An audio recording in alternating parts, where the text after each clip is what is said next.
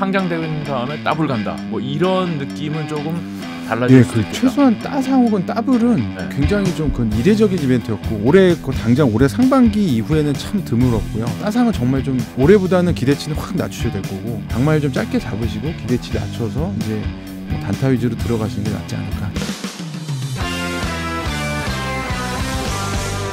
우리가 지금 따상이란 말을 너무 일반적으로 그렇죠. 쓰고 있는데 기본 따상을 머릿속에 그렇죠. 넣고 생각하죠. 실제로는 다 그런 건 아니잖아요. 공모를 할 때 이제 할인율이라는 걸 적용을 하기 때문에 디스카운트는 한 20에서 30%. 그러니까 발행할 때 처음 사기 때문에 10,000원짜리인데 7,000원에 드릴게요. 이제 이런 거라서 사실은 그 정도 한 20-30% 정도 올라서 쭉 우상향하는 게 실적과 따라서 가장 이제 바람직한 그림인데 사실 이제 따상이 된다라는 건 저희가 10,000원에 올렸는데 그게 첫날 20,000원의 시초가를 시작해서 그래서 26,000원이 되는 게 따상이거든요. 10,000원에서 26,000원이라 그러면 좀 올랐네 하지만 1조짜리가 2조 6천억이 된다 그러면 사실은 저희도 좀 자존심이 상하는 일이고 비싸게 팔 수 있었는데 그것도 그렇지만 그 하여튼 좀 정교하게 공모가를 산정해서 나름대로 낸데 그러니까 근데 그게 저희도 며느리도 어쩔 수 없는 게 일시적인 수급은 장사가 없어요. 수급. 그렇죠. 그러니까 밸류에이션과 그 후에 붙는 수급은 예측할 수가 없기 때문에. 그래서 그 말씀대로 올해 상반기에는 15개가 따상을 경험을 했어요.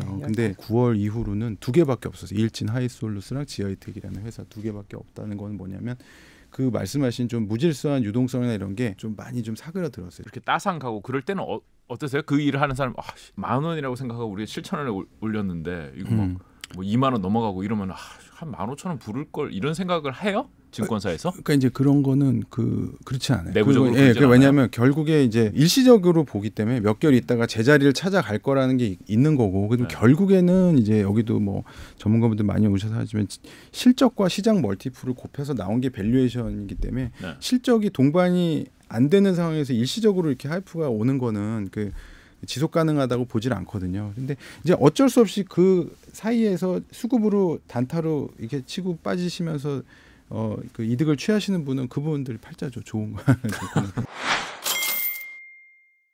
올해 원래 제가 20조가 아니라 극단적으로 40조까지 보신 분들이 있었는데 왜 그랬냐 하면은 내년 1월로 연기된 이제 LG 에너지 솔루션. 그렇죠. 그게 크죠. 적게는 10조, 많게는 한 12조 원 정도 공모를 한다고 그래요. 근데 이제 그게 그 역산에서 보면 시가총액이 뭐 한 80조, 70조 뭐 이렇게 되는데, 그러니까 지금 삼성전자 500조고 하이닉스가 한 80조인데 하이닉스를 상장하고는 살짝 이길 수도 있을 것 같고, 뭐 아니면더라도 네이버가 지금 3등인데 그 1, 2, 3, 빅3 뭐 빅4 안에는 무조건 들어갈 것 같고, 이제 현대엔지니어링, 현대오일뱅크, 뭐 쓱닷컴 이런 또 예정된 올해에서 살짝 이연된 것들만 합쳐도 또 그것도 한 20조 돼요. 산수를 해보면. 그러니까 올해도, 그러니까 내년도 올해만큼은 가는데 문제는 이제 쫙 치고 올라오는 이런 것들은 조금 죽을 가능성이 있어요. 아직 대기업 쪽에서 돈을 다 많이 빨아갈 수가 있어서. 일반 그 투자자들은 그건 모르겠고 상장된 다음에 이게 더블을 가느냐 몇 프로 오르냐 이게 더 관심이잖아요. 근데 이 분위기가 달라졌기 때문에 상장된 다음에 더블 간다 뭐 이런 느낌은 조금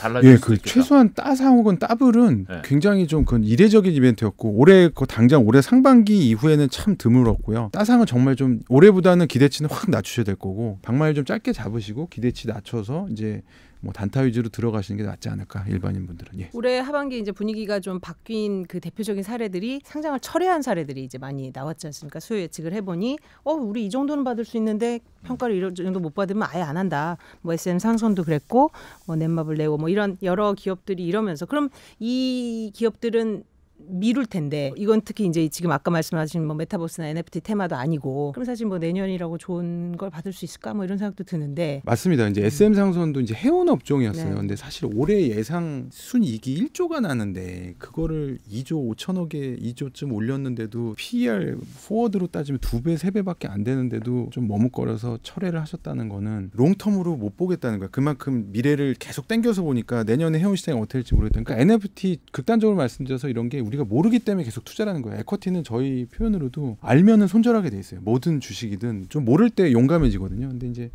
해운 같은 건 너무 잘 알려져 있으니까 철회가 일어났던 것 중에 조금 공통적인 특징은 뻔한 산업은 실제로는 아닌데 일반인들 느끼기에 뻔하다고 생각되는 산업일 경우 좀 그런 게 있었고, 그다음에 이제 대주주가 PEF, 요즘에는 이제 차라리 아까 뭐 이재용 뭐 부회장님이나 뭐 좀 오너분들은 차라리 믿을만 하다고 보세요. 한국 분들 정서가 생각보다 책임 경영 이런 거를 또 굉장히 강조하시기 때문에.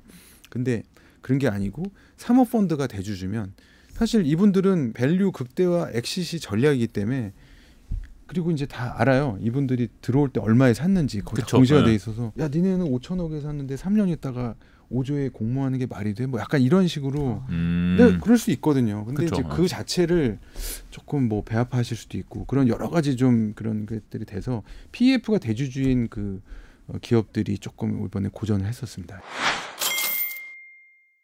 투자자 입장에서는 그것도 가려내기가 사실 쉽지 않잖아요. 바이오가 많을 것 같아요. 바이오가 제일 세죠, 예. 사실. 네. 바이오 쪽을 좀 주목을 해서 본다면 어떻게 조언을 하실까요? 아 맞습니다. 그래서 K 바이오가 진짜 K 바이오 맞아요. 이게 투자하시는 분들 보면 3할 30% 정도가 바이오. 그러니까 왜냐 수익률이 워낙 높으니까 전문 투자자들은 사실 바이오 많이 선호를 하시는데 이제 작년 재작년이 조금 옥석가리기 국면이었고 최근에 한 2년은 제가 말씀드렸듯이 심사 기준이 굉장히 높아졌기 때문에 예전 같으면 뭐 예를 들면 저희가 신약 개발에다 그러면 임상 1상 조금만 그러니까 동물 임상 끝나고 예를 들면 원숭이나 쥐새끼가 갑자기 막 암이 막 완치가 돼 뭐 이렇게 되면 거기서 아유 그냥 사람도 그냥 뭐 한 방 놓으면 그냥 되겠네 뭐 약간 이런 인상이 이제 다 없어졌어요. 그냥 쥐는 쥐일 뿐이고 1상이 아니라 뭐 거의 2상까지 이제 돼서 왜냐면 바이오가 워낙 돈이 잘 된다고 보니까 전문가가 아니시고 그냥 대학 교수님 분들 이름만 좀 걸어 놓으시고 평가는 잘 받는 거야. 그러니까 평가는 잘 받는데 펀더멘탈은 그게 아닌 그런 게 있어요. 그런 것들을 잘 보셔야 돼요. 그러니까 그게 정말 어려워요, 사실. 그래서 더 기승전 증권 신고서. 그러니까 거기서 대표이사를 보시는데 대표이사인데 무슨 서울대 의대 교수 이런 거 다 좋은데 그 사람이 지분이 뭐 0.7%야. 그럼 걸러야 돼. 예를 들어 이제. 그 좀 그래도 의미 있는 지분을 갖고 있으면서 이 사람이 여기서 겸직하면서 그냥 세미나나 한번 따주고 이런 게 아니라 이 바이오 기업에 정말 내가 올인을 했고 막 인터뷰할 때도 이 사람이 다 나서서 하고 막 대주주가 누구냐? 대주주도 보시고 그다음에 유명한 펀드들이 들어와 있나 뭐 한국투자 파트너스 뭐 미래에셋 캐피탈 뭐 벤처 이런 것들이 있으면 그래도 빅네임들이 먼저 깔아줬으면 주주명부에 이분들도 뭔가 리스크를 받겠지만 나보단 똑똑하겠지 이런 게 사실 편해요 저희도. 그리고 연구 개발하신 분들이 오래됐는지 가끔 보면 이 사람 1년 전에 왔는데 이력은 화려한데 1년 전에 왔어. 그러면 이제 그런 데는 좀 걸리셔야 되고 그러니까 그런 거를 다 신고서 보면 나와 있기 때문에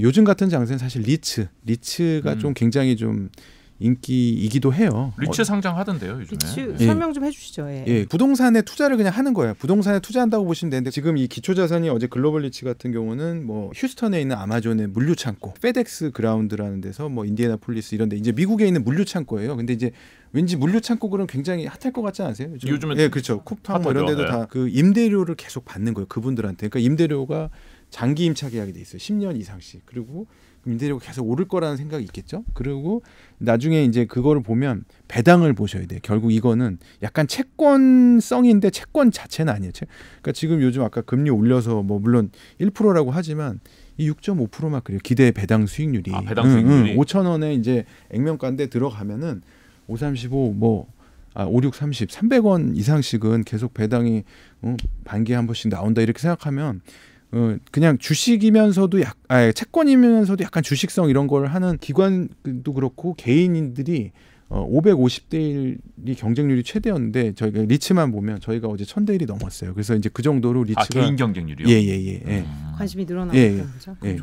그 청약 경쟁률이 이렇게 늘어났고 그래서 그런 것들이 올 연말에 지금 많이 성공을 했는데 내년에도 조금씩 아마 그런 물량들이 나올 거기 때문에 그런 리츠 쪽에 관심을 또 두시는 것도 특히 배당 수익률 그러니까 뭐 열에 내 재산이 있다 그러면 한 10% 정도 이거는 거의 이제 원금 보전이나 이런 거는 상당히 가망성이 높으니까. 그러니까 이거는 따상 보고 들어가는 느낌은 아니고. 그렇죠. 이거는 좀 안정. 그러니까 그리고 뭐 내 포트폴리오라 그러면 한 30% 정도는 아까 말씀한 뭐 메타버스나 이런 데 그냥 과감하게 한번 질러도 보고. 네, 오늘 조인식 상무님 모시고 1년 넘게 계속됐던 IPO 급등 장세와 그리고 내년 전망 투자자들 입장에서 어떤 점을 유의하시면 좋을지 이런 것들을 종합적으로 짚어봤습니다. 엔솔 상장 시점 정도 해서 다시 한번 보시고. 아유 감사합니다. 이게 정말 근데 주변 분들도 이렇게 저도 막 이렇게 포워딩해드리고 보면 SBS 굉장히 수준 높다 그러셔가지고.